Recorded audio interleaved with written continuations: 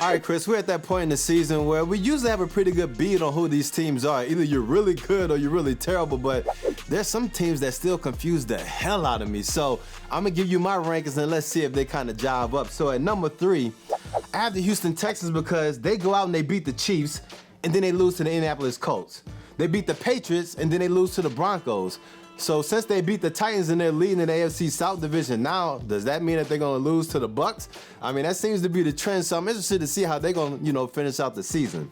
At number 2, the San Francisco 49ers, and it's pretty simple, man, dog. If you're going to be a dog and go deep into the playoffs, you have to win your home games. Now, I understand, losing a close game to Seattle, in the primetime game, but you let Atlanta come out and whip you on your own field. But that's just a game that you can't lose when you're jockeying to become the number 1 seed in the division. And at number 1, the Dallas Cowboys. Like, who in the hell was that team that we watched on Sunday, bro? Because I thought they were dead in the water. I thought the Rams were surging, and then they just beat the brakes off of them. And so I'm really confused. Like, I don't really know what team I'm seeing, so I'm interested to see if they're going to keep that same energy when they go into Philadelphia this week.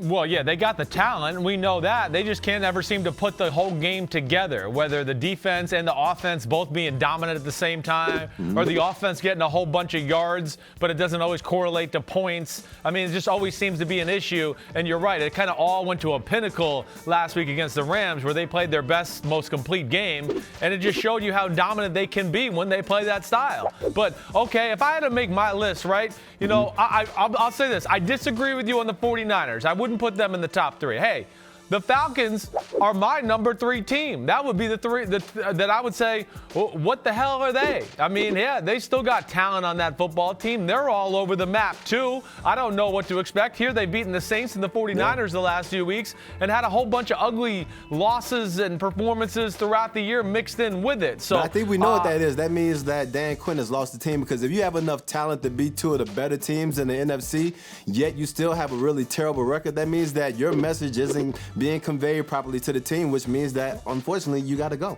Number 2, okay, I'm going to go. We don't have to go any farther than the state of Texas. I'm with you. I'm going the Houston Texans. I don't know what the hell to think. I don't trust their defense. I think that's really all we're talking about when it comes to the Houston Texans. You know what it is to me, though, bro? Like, yeah, I wonder, if they're just trying to make it into the playoffs, or do they really want to win a Super Bowl? Because it seems like they're just trying to get in the dance. It doesn't seem like they're trying to win it. Yeah, well, you're right. They're dangerous if they can get in. And I think the offense, they have to have Will Fuller out on the field for them. Yeah. That's the one thing I see. When he's not there, they're not the same team. And they can almost win a shootout type of game when he is there between him, Stills, and Hopkins. Defensively, I do think they're feeling the wrath of not having a J.J. Watt or a Jadeveon Clowney up front. But I'm with you, the Texans. And then, number 1, I'm on the same page. I mean, come on, the Dallas Cowboys. I mean, where the hell's that Ezekiel Elliott been all year? Ezekiel Elliott, I mean, he was hopping around and moving and making people miss. The defense was all over the place in that game. If they play like that, that's what's amazing about the NFC. They got the talent to play with anybody if they just put it all together. I feel like if the Cowboys can kind of leverage that momentum that we saw against the Rams and kind of propel that into the playoffs, then it's a team that may actually be able to do some damage. But if we don't see that same team, if we don't see that same energy in Philly on Sunday night, everybody going to start seeing their walking papers, starting with Jason Garrett.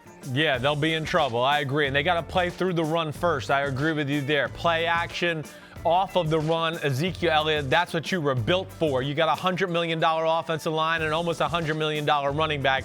That's where it's got to start. But if they get hot, watch out, because they will be able to make moves in the NFC playoffs. Yeah.